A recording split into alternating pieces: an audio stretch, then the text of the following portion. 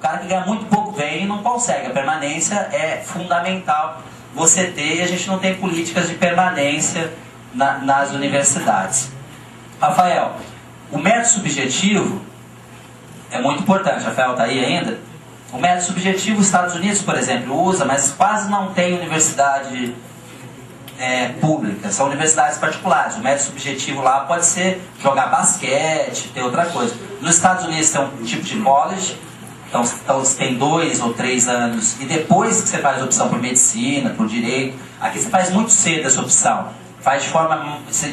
Eu já fiz, com 21 anos eu comecei sociologia, depois fiz administração pública, eu estou fazendo medicina. Eu não tinha maturidade com 21 anos ainda para saber. Eu queria salvar o mundo, e todo mundo que era da esquerda, queria salvar o mundo, queria fazer sociologia. Você fez sociologia? Aí a gente entrou nos partidos e descobriu que todo mundo tinha feito sociologia. A gente precisava de advogado, de médico, precisava das outras coisas e não tinha, né? Não foi isso da situação? A gente precisava das outras coisas. Todo mundo era sociólogo. Na época a gente era do PT, né? De seguir tentando mudar o mundo eu não me arrependo. Agora das ciências sociais eu tenho refletido muito se valeu a pena. Não, valeu, debate, mas não tinha nada prático. A gente chegava nos lugares, precisava arrumar advogado, isso, aquilo, não tinha essas coisas. Eu falei, caralho, eu tinha que ter feito outra coisa, eu ajudava mais do que isso, mas fiz sociologia.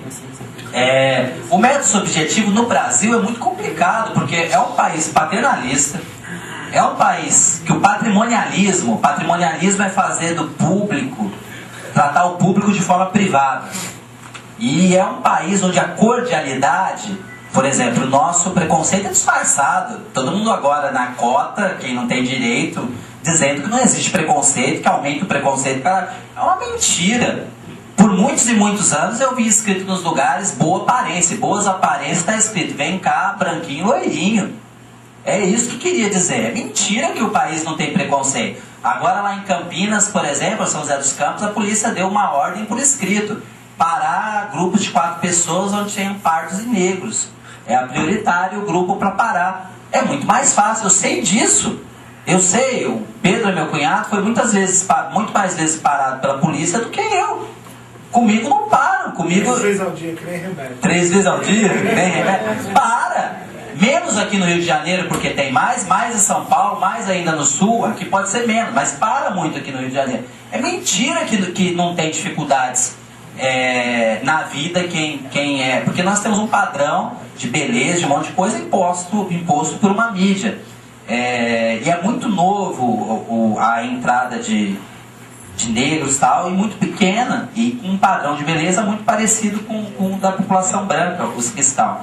Então aqui a subjetividade num país corrupto como o nosso é garantir que os reitores, nós já tivemos aqui na Unirio o ano passado, o pessoal que não se inscreveu na primeira chamada, eu acho que o pessoal está preocupado em garantir o pessoal do Rio, botou umas 15 pessoas só com a nota, pegou o número e trocou por outra pessoa aqui. Vocês sabem disso? As pessoas que não passaram. Imagina se for por entrevista aqui. Eu sou contra o vestibular, mas nós precisamos encontrar outra coisa. O pessoal brincava, por exemplo, a pessoa fazer concurso público, se a gente tiver pena de morte no Brasil, eu sou contrário à pena de morte. Mas a tendência é a gente fazer coisas. Como que a gente vai fazer concurso público para pena de morte? Vai mandar matar alguém para ver como que, se o cara vai bem, vai mal? Então a gente ainda tem que procurar métodos pedagógicos. Nós estamos avançando nisso, mas tem que procurar métodos pedagógicos. Se a gente fizer no Brasil um método subjetivo, gente, os parentes dos parentes dos parentes dos parentes dos parentes, a gente pensava que o PT não ia ter isso, e sonhei com isso, lutei por isso, e tá cheio de parentes. A filha do Lula, o filho do Lula não é do governo, mas tá no PT, mandaram todos os fisioterapeutas embora, mas não mandaram ele embora, quando o Mano Menezes mandou. A filha do Lula trabalha, o outro filho do Lula recebeu o dinheiro da Vivo. Não é só isso não, o filho do Fernando Henrique Cardoso era o marido da filha do Fernando Cardoso era presidente da Petrobras. Não é com o PT, é com os governos. Aqui, por exemplo, Sérgio Cabral passeando no avião do Eike Batista, não é isso? Sérgio Cabral, num país como esse, gente, não dá. Se fosse nem sei se nos Estados Unidos, se fosse um país nórdico. Felipe, as questões, quando nós temos muitas questões, o que é? É verdade, não dá para fazer a prova de segundo dia, 5 horas e meia. Isso é verdade. Quando nós temos muitas questões numa prova, ela beneficia as pessoas que estão mais preparadas, porque você diminui a probabilidade da sorte. Então, com 20 questões pode cair aquilo que você estudou. O problema é que essa pressão para diminuir as questões faz com que as pessoas coloquem enxertos do enxerto. Então você coloca... E aí o cara lê o texto inteiro do enxerto. Então quando você vê os 3 tacinhos, como fala? Os parênteses, você vê no meio também isso, quer dizer que pegaram vários pedacinhos do enxerto. Aí você não consegue ter o texto inteiro. Aí você não consegue ter o texto inteiro, você não consegue ter compreensão do texto. Mas o cara que fez a questão viu o texto todo. Então, por essa pressão de diminuir a prova, de ter menos leitura, que nós não estamos acostumados a ler, agora eu concordo, quem consegue fazer a prova do segundo dia, primeiro o Enem é uma prova de resistência também, tem que fazer exercício físico, principalmente para o segundo dia. Quem fizer exercício físico, as pesquisas mostram isso, vai acertar 15% mais das questões. Eu estou dizendo, o governo deveria dizer isso. Agora, com menos questões, o vestibular favorece a sorte. Quanto maior o número de questões, melhor para quem se preparou. Quanto mais claro que cai, é que no vestibular o céu é o limite, pode cair qualquer coisa. No Enem está escrito ali, uma coisa caiu nesse último Enem que não estava no critério, que foi uma questão de matriz. As outras coisas todas estavam no critério. A ideia do Enem é reduzir currículo e induzir a mudança do ensino médio. Só que eles esqueceram de continuar a política. Esqueceram de fazer, por exemplo, de mudar os livros de idade, mudar outras coisas, de ter todos os vestibulares. Você tem que mudar a política. Então você continua aprendendo. Os cursinhos fizeram o quê? Trocaram a capa da apostila e puseram curso Enem. E você continua estudando matriz, continua estudando um monte de coisa que não vai cair no Enem. Esse que é o problema.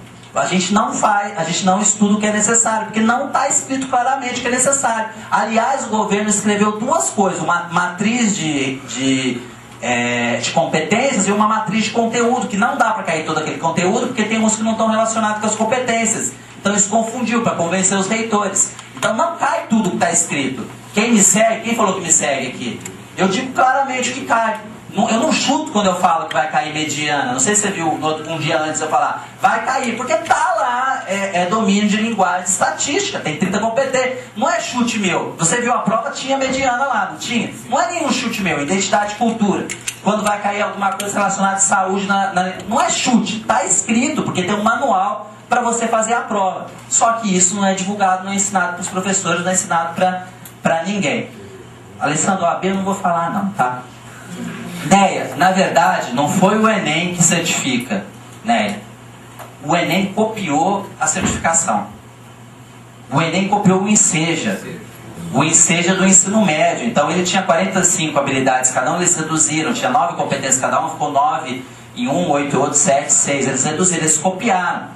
O Enseja existia. Como foi no afobado, eles usaram o modelo do Enseja e existe ainda o Enseja do tal. Agora, o que discutir se é importante ou não? Fazer 450 pontos é acertar, pode ganhar PC 9 ou 10. Então, se um macaco fizer a prova e colocar na mesma alternativa, ele vai acertar 9 questões. Era 400 até o outro ano. Eles mudaram 450 esse ano porque eu mostrei que com 8 questões, 9 e no máximo 11, na mais difícil, matemática, as pessoas passavam. Aí eles mudaram para 450. Porque eu relacionei, e quem tem o guia do estudante, além de ter saído da minha coluna, tem no guia do estudante os meus gráficos mostrando, relacionando nota com acerto do Enem. Então eu não sei isso. É muito melhor, a convivência em sala de aula traz outras coisas além da questão do, como fala, da questão da certificação. Então talvez nós tivéssemos que mudar essa idade aí, porque fora da sala de aula pode ser que as pessoas aprenderam coisas também, mas com 18 anos, daqui a pouco você vai incentivar as pessoas a não estudarem para fazer. Nós já temos 50% dos alunos em idade fora do ensino médio. Esse ano aumentou. Sabe por que aumentou o número de alunos em idade fora do ensino médio? Vocês têm ideia do porquê? Porque diminuiu o desemprego. As pessoas preferem trabalhar do que estudar. É por isso que aumentou. E isso pode ser uma política que incentiva. Então talvez a gente tenha que jogar para só com 21 anos. Você não precisa ter nem feito fundamental. E é fácil, é difícil tirar 500 na redação. E Ramos, o Enem, na verdade, eu já tinha comentado isso com você, eu sentia que ele era numa ilha. Não sei se o mercadante entende como o Haddad. O Haddad pensava de forma avançada, que todas essas coisas vamos avançar, vamos reformar currículo, vamos reformar o ensino médio, que o Haddad tinha sido meu professor, ele ligava quando fazia as coisas, a gente tinha um debate mais próximo. Quando a menina da Unirio foi pra cá, a Malvina, que era reitora, ela me atendia, fazia todas as coisas. O Luiz Cláudio, a primeira coisa que eu falei, tirou um técnico, pôs um político, ficou uma merda. Vai ficar pior. Então o Luiz Cláudio, eu não sei se ele quer me atender, porque ele era reitor de Viçosa, 20% das vagas eram Enem. As vagas são decisão é mais política, tem problema e aumenta a vaga nos outros anos. Aí ele passou a ser secretário do ensino superior, 3 meses depois, 80%. Eu estava lá em Viçosa trabalhando, fui na rádio da entrevista, a reitora ligou lá, queria proibir eu dar entrevista na rádio. E ele é uma caçoca do PT. Ele foi o primeiro cara que, quando acabou o governo Lula, deu o título de doutor honoris causa para o Lula. Depois foram as federais todas aqui do Rio que juntaram e deu. Então ele é um puxa-saco do... Não sei se ele está fazendo coisas boas. Eu preferia a Malvina, não o Neto, que era anterior, que era da acesso, mas a Malvina aqui da Unirio, que ela era ponta firme e estava melhorando o Enem. Acho que um pouco isso, tá bom?